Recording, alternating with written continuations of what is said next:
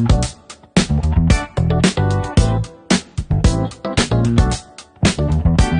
McMaster, I'm Julianne, your digital host here at Mac Athletics, and I am joined by none other than Trennt Michaud, who just got back from the 2026 Milano-Cortina Olympics. How are you feeling? How are you doing today? I'm great. How are you? I'm good. Thank you so much. Can you tell me a little bit about your experience at the Olympics? Like, how was it for you? Because this was your first. This was my first games. Yeah, it's interesting because I think you have some expectations of what the Olympics is going to be like when you go, but at the same time, we also had no expectations. Mm-hmm. Hearing stories from like lots of close friends that have been to the games and been to different games. 2018 was different than 2014. 2018 obviously was way different than 2022. 2026 Milano-Cortina, right there, we had 6 host cities. So everyone wasn't really sure how that was going to pan out or what was going to go on with that. So we kind of had no expectations going in, and it was awesome. The best way I describe it is like 10-year-old me was freaking out for like 3 whole weeks. Living the experience, but the adult, 29-year-old athlete was in a very calm place. And, because it's been a plan, I guess, for so long now, it felt like it wasn't like, oh my God, I'm at the Olympics. Yeah. There was obviously times where we would sit back and go, holy shit, we're at the Olympics. This is pretty cool. Walking by the Olympic rings every day to go get lunch and do all that stuff, like that was really, wow, this is something special. But no, it was amazing. I have 0 complaints from it. I thought we're lucky that COC is also, the Canadian Olympic Committee was really good at making sure that we felt at home and had the things necessary that we needed. So I have 0 complaints. It was just a great experience. Oh, that's amazing. Do you have any favorite memories or moments from your time there? Any highlights? There's obviously a few. There's, some skating ones. That's the whole point of why we're there. I think those ones are a little bit more obvious for fans in general. But, outside of the actual skating moments, I really just enjoyed hanging out in our athlete lounge that we had in the COC building, just because, talking with other athletes and getting to know them more, connecting with them, hearing their stories, hearing how similar so many stories are, learning about different sports and what they do, what's similar. It's just really fun. So that was a big highlight. I also think the one thing that I wasn't expecting that was surprising in a way is you always hear athletes that have gone through the Olympics talk about, when you have the maple leaf on your back. And I've competed for Canada for 12, 13 years internationally now. So I've always felt that support of Canadian, with Canadians and their Canadian athletes, but this was another level of it. When we were flying to Milan, a random older couple on the plane in tears in joy that they're sitting beside an Olympian who's going to the Olympics.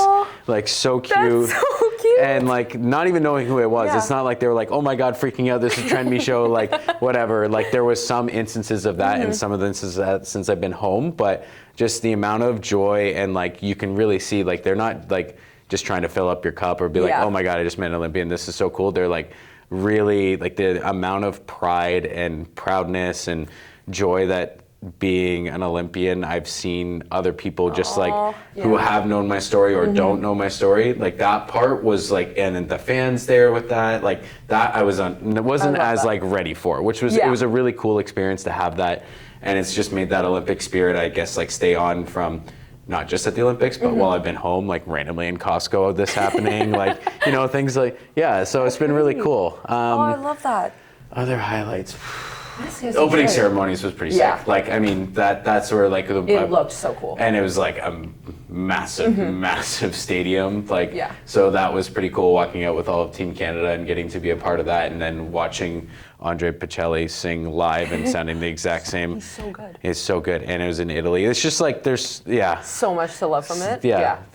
Could you even hear in that stadium? It was super loud, but for Pacelli, it was so clear, it was insane of how he sounded. He sounds exactly like every recorded.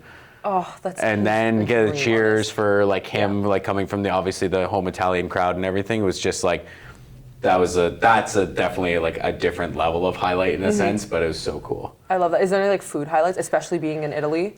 I saw a lot of like the TikToks, the videos. Yeah. Did you have any like favorites? All the food was pretty good. Yeah. Like Can't it's complain. European food is always so good. Pasta was great. I did go out one day. So after we competed, because we did the team event, so then after that we took 2 full days off. So on the Monday I went downtown to the Duomo and visited around there and did all that. Saw the cauldron, like the Olympic flame and everything. And my coaches and I went to this one random pizza spot. Yeah. Obviously delicious, it's Italy, it's pizza. But then we were talking to 2 Americans who have been living in Milan for 17 years. And they were like, wow, okay. oh, are you guys looking for anything? They're like food-wise, if you want focaccia, go over here. And if you want pizza, go to here. And that was the place that we had gone to by accident. So. You got the little local tour. Yeah. I love that. Okay, so kind of tying back to what you said earlier about Canadian pride, like how did it feel for you representing at the Olympics for the first time, and especially coming 3rd in your short program? I know you came 8th overall with your partner, but after that short program, like how was that feeling, that like sense of community, that sense of pride that you had done so well for Canada? We were really lucky. Like we were going into this, we knew we were going to be doing the team event for the free if Canada made it to the free program. So we were prepared to do that, and we're excited to do that because we've never done a team event before at the Olympics. And there's another event that we have in skating for a team event. We haven't done that one before. So heading into this, we were really excited to be a part of that. Leah and I are both big team aspect people. That's why we skate with each other. Like we don't skate by ourselves. So there was a lot of pride, filled for us when we went out for the short program in the team event and, representing Canada, but then seeing all of our friends and our teammates in the box at the end of the ice on warm up or before, and cheering and everything, and seeing them after we performed. That brought another different sense of pride that, obviously we knew we were doing this for Canada, we were doing it for the team, but it just, until you experience it, it's something different. So that was like a different level of pride, and of course after being 3rd after the short and having the that great of a performance, and you can kind of see it in our faces. So, thank you. Just the support from that program, from the whole event in general, and the amount of people I think that saw our performances and resonated with them. That's why we skate. Like, when I think of the Olympics, I immediately think of Jamie and David from 2002. That's the reason I'm a pair skater, was because of their performance there. That's why I wanted to be a pair skater. You can ask any skating fan, like Tessa and Scott, Patrick Chan, Joanne Rochette from 2010. Like, there's so many of these performances that are like just ingrained in your head, and some of them aren't medal performances. They're just performances as well. Like, obviously, yes, the ones, we have a lot of iconic medal performances from Canada, but that's at the end of the day what Leah and I try to do and bring every time we compete. And we were able to have some of those moments here, and so that was really filled another sense of joy, pride. Like that's why we do this. So we want to continue doing that and helping inspire the next generation, or just inspire people to like feel something. Like, that's the whole point of, like, one thing that's really cool about skating. Is it's this crazy athletically hard sport, but at the same time it's this, it's art. So we're so lucky that we get to combine the two of them and get to do it on one of the biggest stages in the world is even better. So no, that's beautiful. Well, it was an amazing program. Thank you. I watched it, and it was so beautiful. But now, after an incredible run at the Olympics, you're back here in Ontario. How does it feel to be back? I mean, I know you're not in school right now, but you're going to be in school next semester, I'm assuming? Yeah, kind of like come back fall semester, I'll be back to normal, Yeah. So how does it feel to be kind of, I guess that's the next thing you're looking forward to, is being back in classes. And it's crazy to me that you're an Olympian and a student. Like, I actually don't understand how you guys do that. Like, I don't even find enough time in my days, let alone if I had to do what you're doing. Yeah, I know. It's kind of crazy. When I first started going, like, I don't have my thoughts on school yet because we leave for Prague in like 5 days, like, and then we come back and we have Stars on Ice. Like we're not done like being busy for a while. But you know, when as I was saying, like when walking in, I miss class. Like I miss coming to class. So you know, I've really enjoyed that whole experience since I've started going back to school. I took a 10-year break before I went to post-secondary, and since I've been back, I've loved every minute of it. But I've also had that in my head of like, I only take 1 to 2 courses a semester just because I'm not going to school just because of the time period. I'm going to because I want to get my degree. I want to learn. I love learning. It's been just a great experience right from the get-go for me, so I don't want to just like phone it in sort of thing.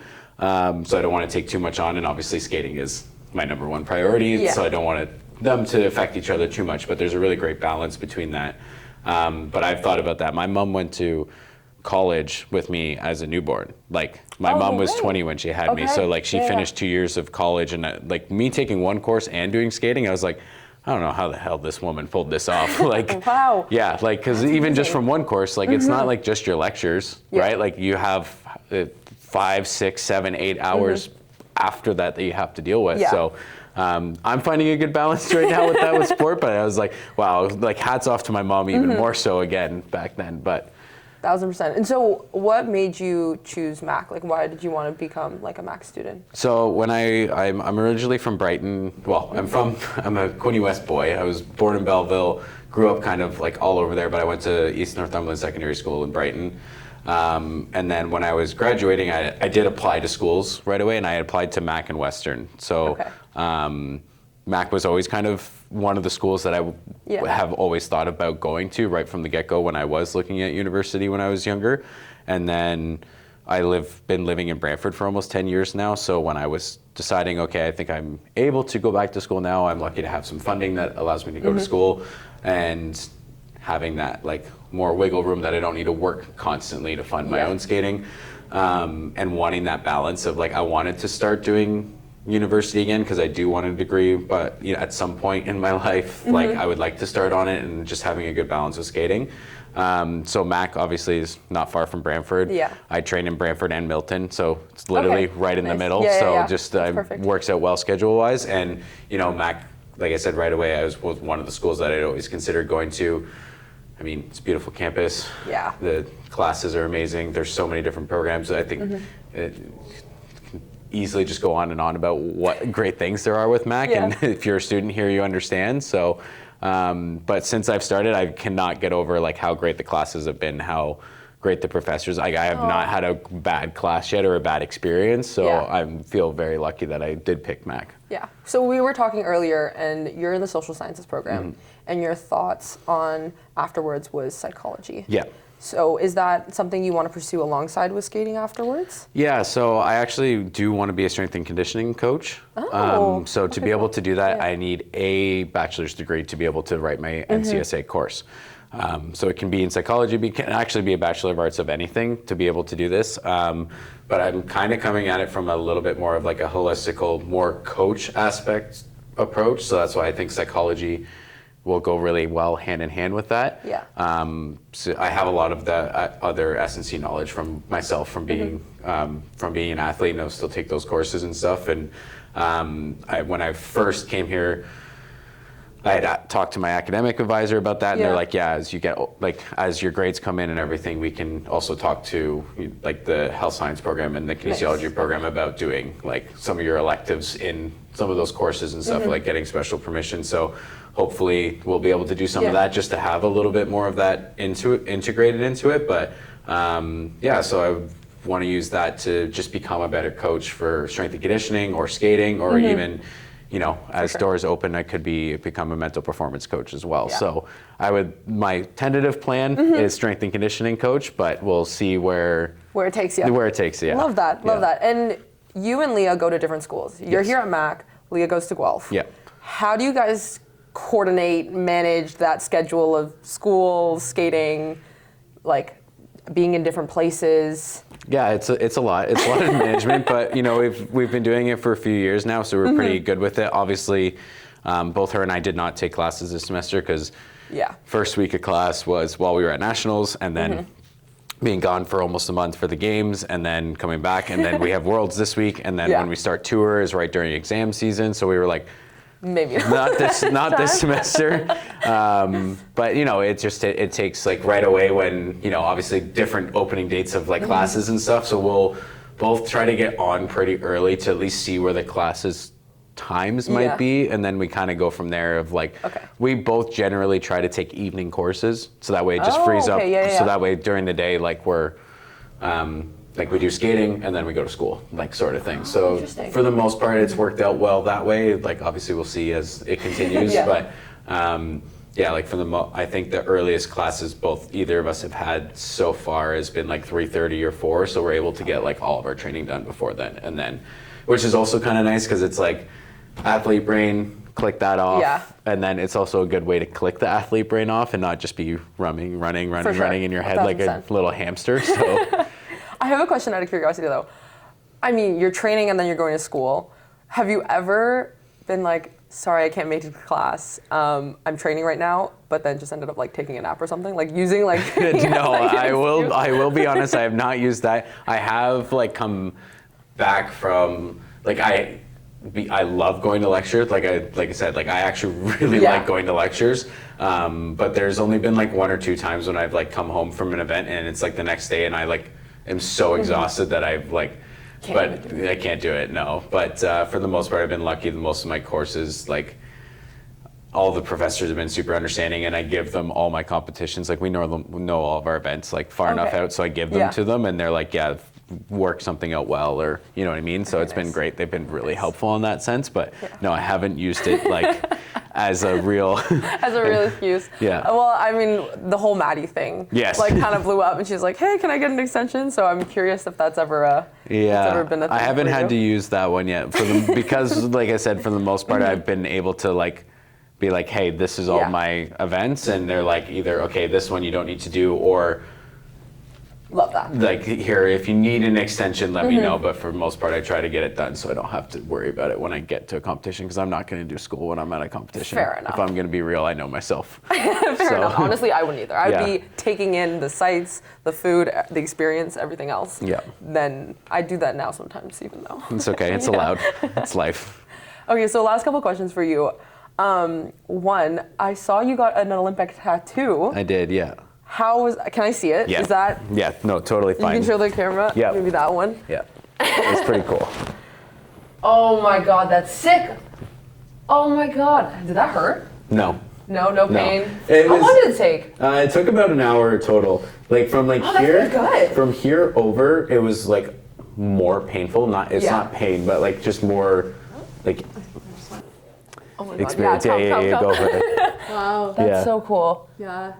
But then like from like also like from here over, I couldn't tell where he was. It was weird. Ooh. Like because I would like I'm laying like this. Yeah. So like I'm like, and like you can't really see because like his hand's in the way while he's doing it. But like from like here over, I was like, I don't like all this kind of felt like it was the same spot, which was weird because like I could totally feel like, okay, he's getting closer, and then it was like, this was the same spot. The best way to describe it was like the outlining is like someone actually took a pen and was like piercing your skin with it. Like, you know when you're like writing and it's got like that weird like ticklish, it's like that, but like hard. And then the shading feels like someone took a really tight brush and it was just scrubbing like as hard as they could. So it's not like painful, but I was like, oh yeah, if you're doing this for like 3 hours, like if you're doing a big piece, I could be like, yeah, you get to a point where you're like, okay, we need to like just chop my arm off. Like this is just so, it's like on like the 2 or 3 on like an actual pain scale, but it's just like non-stop. Yeah, it's like end it now, please. But now it looks pretty cool. So it's so cool. Thank you. Yeah. I mean, if honestly competing in Olympics, I would get that. That is, I feel like that's the staple. Yeah. Everyone gets a tattoo after the Olympics are done. It's a pretty cool, like I think it's like a rite of passage sort of thing, which is super cool. I wanted it on my back for the longest time, and then my coach had mentioned it to me of like, don't you want to be able to see it though? And I was like, yeah, you're kind of right, and I'm glad I did it this way because like I just find myself kind of like smiling and looking at my arm every once in a while, like, or like it just like surprises me, and I'm like, That's pretty cool. Like, oh yeah, I did that. Yeah, I did that. So it's really cool. So I'm really happy with how it turned out. Yeah, just a reminder in case anyone forgot. Yeah, it's just like a subtle. It's been nice because like if I'm wearing my T-shirt, you can't overly tell because of like where it's on my bicep. But like, so it's also not like, hey, at all times. But I can like it also is kind of like a subtle like it is there. But so it's pretty cool. I'm really happy with the whole thing. Love that. Yeah. Love that. Okay, and then your last question is, I mean, you're so crazy busy. Do you have time to do anything else besides skating? I mean, you're talking to us about your schedule. You just left for a month. Now you have Worlds. Then you're on tour. When do you have free time? What do you do for your free time? I play disc golf.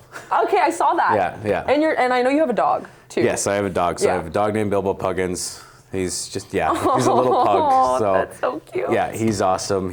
I felt really bad because like when I was at the Olympics, that's the longest I've gone he's gone in his entire life without seeing me at once. Like, so like he would not leave my side for like 2 weeks when I was at home. Like it was like, normally if I'm on like my desk, like studying or playing games or whatever, he'll like lay in my bed behind me. And like for 2 weeks, he was on my feet, like laying on my feet. Like he was like, you're not going anywhere. Like I finally have you back. Yeah. Like, so clung on to you. But yeah, disc golf is my other passion. So I am like sponsored by a company called Discraft, which is really awesome. They sponsored me before I became an Olympian, and it's just been a really great partnership so far. And I'm excited to see where that kind of goes. So is that like you compete off cycle with all of the skating? Like how do you do those competitions? Yeah, so I'm technically a professional disc golfer as well. No way. I have a Look at that. Yeah. Dual athletes. Yeah, I love it. Yeah, so I've competed in a bunch of tournaments. I won a bunch of tournaments last year. I have ones planned for when I get home from tour and everything throughout the summer. But yeah, no, it's I know a lot of people actually who have gone to Mac and played Ultimate Frisbee get into it because of like Christy being close and like with them being around, like it gives you one of the same aspects that a lot of the Ultimate players like about Ultimate, but you don't have to be organized and wait for a team or games or whatever. You can kind of go on your own. But for me, I just love that literally you could get beat by a 6-year-old kid or a 7-year-old kid in the same round. Like it's like golf in that sense that it's like such a accessible sport to like all ages and body types and everything. So it's been a lot of fun, and I'm like I love it. Like that's amazing. So yeah, and this sponsorship with Discraft is really great. Like I get to be part of their underground team, and then I have my own special disc coming out, like with my stamp on it, to just like kind of commemorate going to the Olympics and everything. Oh my God, that's so cool. Yeah, so like Bob and Wes from Discraft have been awesome, and there's a guy on there, so his name's Paul Macbeth. He's like the Wayne Gretzky of disc golf. Like he's like the GOAT of disc golf, and like he followed me on Instagram and has been chatting with me, and like he sent me a video saying good luck at the Olympics. So like pretty cool. Thanks, Paul. Thanks, Discraft. You're awesome. But yeah, no, so like it literally, if you can't find me at the rink, I'm playing disc golf, and you can't find me there, I'm probably studying. That's crazy. Oh my God, I don't know how you have the energy for that at the end of the day. You must be running on like Red Bulls or coffee. No. Or something. No, just high vibes and energy. Yeah, high vibes and whole grain foods, baby. Love that. Yeah. That's amazing. Well, thank you so much, Trent, for coming in today. Thank you very much. It was nice to come back to school. Yeah, nice to have you back. Yeah. And now you have a new study spot in the underground of Bastable. Yeah. So if you ever need some quiet time, this is where to go. Yeah. Good to know. Exactly. Well, thank you again. It was so nice to meet you. Thank you very much. I appreciate it. Awesome. Okay.